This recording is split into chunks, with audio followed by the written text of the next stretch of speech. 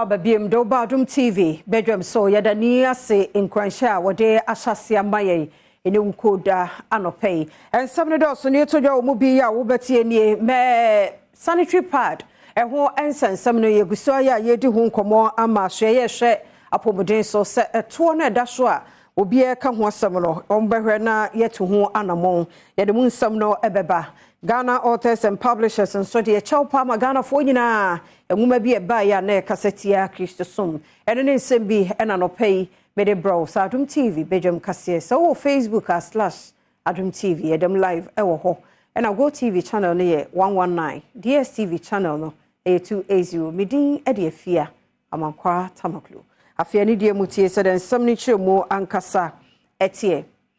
pani ya wo hwenkita wode hu nsem so Ewo Health Ministry Isaac Ofe ene wode ensama tudwa chiremu se ensama CSO sino cancer sanitary pad to eda so yenyin free so se be ye boa no baba fom obi abetumi ato no o mato no ate no asopam ya wo betu hu anamon oni Adom kase ato so some I mean papa intimi antama ontimi use I so use some rag and tissues. Semekaya last month na me come feature come but me mama enya scored be kwakota padamam because o see ye area ho ba ko 17 series 20 series inti e ma na me ferry me card me intimi empia bonten inti e no ha me pan kasa me sra ban ne se o mantete so my se na be ya mint na fie because me pese me ko school na me be lawyer in future. National Coordinator Edema Ghana CSO's platform ewo SDGs edi tudwa se ehun be hia se eto a eda sanitary pad so no aban no ebe ye free so entoto so a eda pad so no edo so dodo ye fe no the high cost of pads inti nia yesra ban nyina ne se obeyiyi sa levies na ewo pad ne so no efree so ye wo import duty and ye wo VAT efree hon so ye wo service charges ye wo exim levy ye wo other forms of levies ma pad na nebo ekosoro Onipa oginemu agye nkrata brofo kasem de ka ne petition no e wasoye a womo ene hwe apomudin so e head of communication na odito omanfoi enim se asoye hwe enkwada ehun sem so ene asoye hwe Ghana sikasem so ebehwe na womo hawa womo de abeto omanim yi womo ahwe etuhu anamo eye niam the Minister for Health Honorable Kwekwa Adwumameno eye part of only policies na niam wa consider say he needs to initiate and he onu with management, I a lot of initiative leading to this. The way idea, ya jetum obeko akoye na odi aka ne na ono edikan eye no. Enfifi mantamo pani a wo hwe dumja adwuma so ye ACFO1 John Amali Amate senipadun so ye nra won mu nya nkwanhia wo kyereko nkwanhia no mu no omguso a e wa yaresabia wo mpra no mu eden ya mpenfo ehwe won ni Adom kase atwaso oh my men they are just resilient. They have displayed gallantry and bravery on the spot, you know. The 80 years nipa 16 away. Another 17 prior pa ena omfa ediba Winneba Trauma Hospital. And wachi ena ebusuafo bi ya oba baabi ya nkwanhia no asi enso ebo Winneba Fire Service ene aposifo abaso sebra nkwanhia si ye no otimi duru ho no mba ye wadwuma eti asem se anya accident wo kwan mu ampa nso ye ko ho no ye ko se no ampa ye ko hu se asem esi ni na ayare wo yi pa bat esi dada brother ba ko ka ho de sika meti free e wo Liberia de ba is almost $10,000 and nyame adom no media me confirm so mu fire service personnel and police commander anti sika na mu ye 9,000 they have been handing over to the police until ye be follow up na de we akire bia na ye be ma stay for so asiate Lejakuku abato empesia so na mensini no mu no adehye ye wo honra won mu akire bibi kakra kire mpanimfo se wo mu kwan no nyame ani mu ni enye kra nti wo so wo yedema wo mu nti wo twere gu nkrata so no de akoma MC wo ho wura Mordecai Kwashi na wɔn nsɛm no mu no wɔn susu sanka wɔn ma wɔn na wɔtwe mienu ana bosomi binom ne ade ne nso MCE sɛ ebre na wɔn de ama wɔn de nyame anim ne ontumi nu ho ne nso ɛhyehyɛ egu so ya wɔn ɛyɛ akwan ahodoɔ ɛwɔ tehye ɛne ne mpɔtamu wɔtɛsi gbadegba fɛ fite kajafe junction ka run about 3 block aba man tell me fɛ famo sisia no sa wo ba tehye krom sisia na ayesa galon se site na wa ba sisia no kwani na tete apansam ena wo ko fi wo ko krom no over taxi ena uber no so uber taxi omuba because the roads are bad and don't pony ena taxi for here itene oyetra tetrete ya imeburu ayo taxi ye me say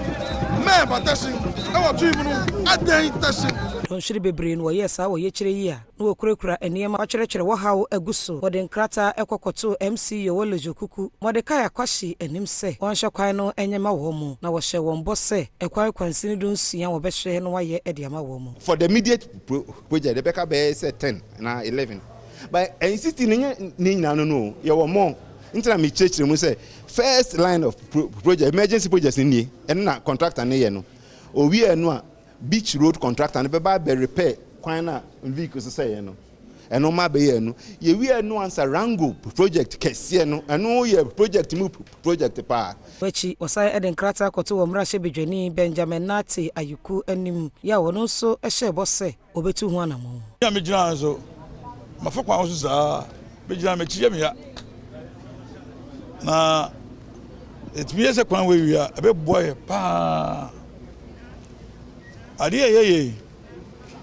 chefa government no ma Greater Accra enti ye chefa no but adehye ya womo ewo kodiabe wo sai mansi no ana traditional honomo ede nsama todwache mo hensemu ne ene ma bi koso wo honomo a won bonjo so ntia wo se penifo de won dan si form masumdue fa no ntoma pa efra I know Minister of Chieftaincy, he should come down to our aid and let the structures of chieftaincy be regularized here for the betterment of the child people. I once again, Abuba Waya, and we serve the whole Ghana. And I serve one money in our sport. Say, Meccan prayer, there were more than 20 quarries. I was showers no more. Now, yes, sport.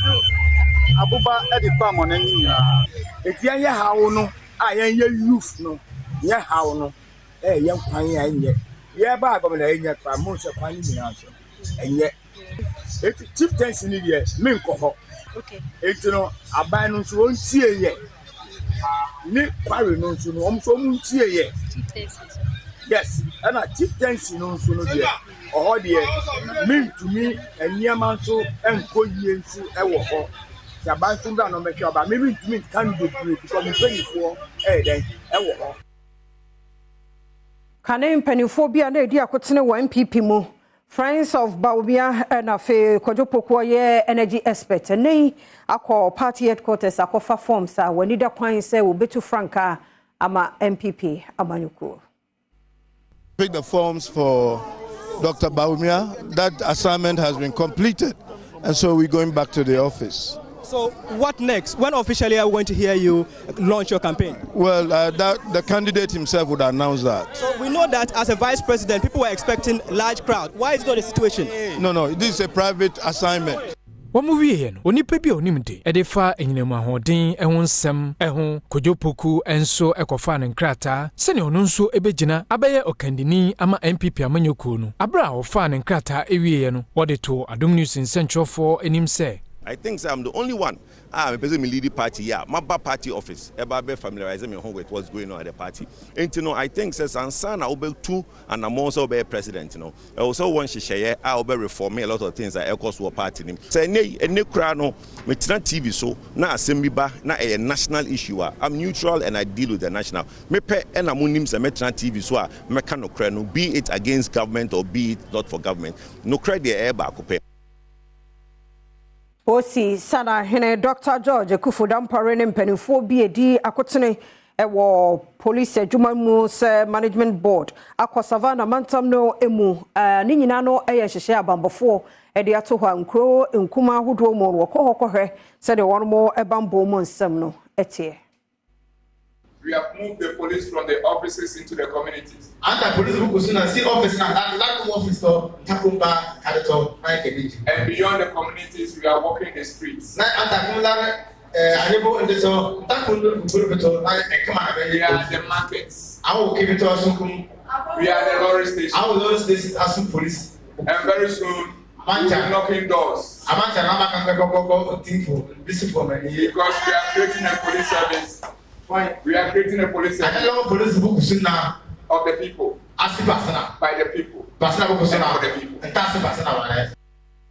Bolewura Safo Kutuji, Pesua Udin Kain Eye, or in a popro or Bole traditional area. Na bra wo police sign hene abasono, and what did to name say. One more one na when police divisional quarters, any police training school, or Bole said the beya, a beboa ama one more when you no so ebeti. Ahafo mantam no mo so for George Boache say enei emabunu ye wo sankori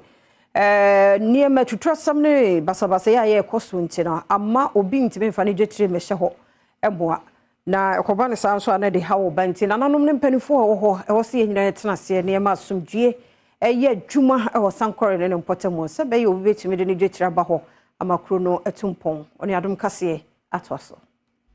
Sankore anyi ya juma makuma na yefino no mbese bia ni de shebia oso Sankore e kan se be call India e no bia kasa a plow factory obeye o ko internet so hu se ya cho musical o Sankore so ma so se mo mi guna aboa ma so je bakuma so ni ehwe uhwe ni pa do be jon na hu so fa so je ma ha nto ba ma no Enwachi wasanka esi sudua se obi bia wode ne ho behye basabasa yemu no aposifuo ene se nipa no bedi wabra mantem ne mumpanifo emfa won ho enkohyem obi obeye body dia no matter where you come from say we are bibi say we are ndisi say we are dunia we are more fast and brother do na yeju and they am aposifuo so freedom how we are jo bia how and now obo so edi kuma juma no let's watch you obi na the message free boss of the channel. They may buy a company with a means of a bit. Which may mamma come out of this a beer, one chill from Paso de Anna, maybe. So I say we are from Mokrono, Obisica could be. They are okay, and they give it.